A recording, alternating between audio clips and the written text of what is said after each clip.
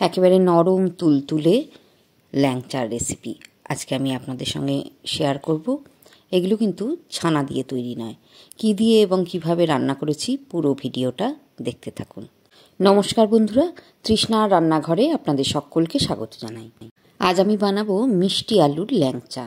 তো আমি এখানে 750 মিষ্টি আলু বা রাঙা আলু যেটাকে বলে খুব ভালো করে ধুয়ে নিয়েছি। ধুয়ে নেওয়ার পরে সসপ্যানে বেশ কিছুটা জল দিয়ে সেদ্ধ করে নিচ্ছি। খুব ভালো মতো সেদ্ধ করে নিতে হবে। সেদ্ধ করে নেওয়ার পরে এবারে আমি ঠান্ডা হলে খোসাটা ছাড়িয়ে নিচ্ছি।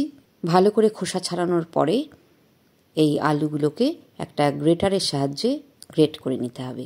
খুব ভালো করে গ্রেট করে নেবেন, তাহলে কোনো আলুর লাম্পস মুখে পড়বে না আর ল্যাংচাগুলো খুব নরম হবে। এবারে আমি একটা পাত্রে নিয়ে নিয়েছি 2.5 কাপ চিনি আর এর সঙ্গে দিয়ে দিলাম 2.5 কাপ জল। এই জলটা দেখুন কিছুক্ষণের মধ্যে ফুটতে শুরু করবে। চিনির রসটা আমি তৈরি করে নিচ্ছি। কোনো একতারের প্রয়োজন নেই, একটু আঠালো রস হলেই নামিয়ে ফেলতে হবে।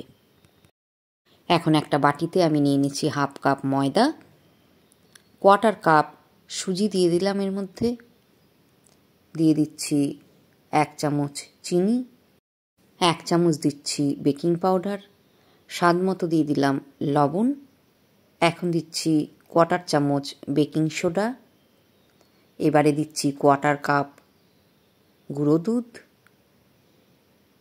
এখন একটা চামচের সাহায্যে এই শুকনো উপকরণগুলো খুব ভালো করে মিশিয়ে নিতে হবে।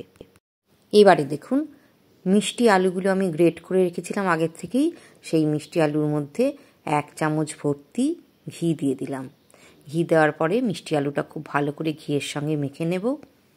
মেখে নেওয়া হয়ে গেলে যে শুকনো উপকরণগুলো মিশিয়ে রেখেছিলাম সেগুলো অল্প অল্প করে দিয়ে খুব স্মুথলি একটা ডো তৈরি করে নিতে হবে।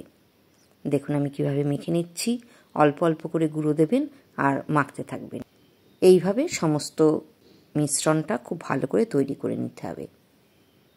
খুব একটা শক্তও হবে না, আবার খুব নরমও হবে না। ডোটা খুব ভালো করে মেখে নিয়ে একটা বাটি দিয়ে ঢাকা দিয়ে কিছুক্ষণের জন্য রেস্টে রাখুন। কিছুক্ষণ রেস্টে রাখার পরে আমি দিয়ে দিলাম 1/2 চামচ এলাচের গুঁড়ো। এলাচের গুঁড়ো দেওয়ার পরে আরও কিছুক্ষণ আমি মেখে নেব। এর মধ্যে সুজিটাও নরম হয়ে গেছে। তো এইবারে আমি ল্যাংচাগুলো তৈরি করব। হাতে কিছুটা তেল বা ঘি মেখে নিতে হবে। এরপরে কিছুটা মিশ্রণ নিয়ে ল্যাংচার আকারে গড়ে নিন। এইভাবে আমি সমস্ত ল্যাংচাগুলো যতগুলো হয় তৈরি করে নিয়েছি। একটা ফ্রাইং প্যানে আমি সাদা তেল দিয়েছি আর একটু কম গরম থাকাতেই ল্যাংচা দুটো দিয়ে দিয়েছি। এবারে উল্টে পাল্টে খুব ভালো করে ভেজে নিতে হবে। খুব গরম অবস্থায় দিলে কিন্তু ওপরটা লাল হয়ে যাবে আর ভেতরটা কাঁচা থেকে যাবে। তো মিডিয়াম আঁচে ল্যাংচাগুলো ভেজে নেবেন। ভেজে নেওয়ার পরে আগে থেকে তৈরি করা রসে আমি দিয়ে দিলাম। দেখুন সমস্ত ল্যাংচাগুলো আমি রসে দিয়ে দিয়েছি। 2 ঘন্টা এইভাবে রেখে দিতে হবে। 2 ঘন্টা পরে পরিবেশন করবেন।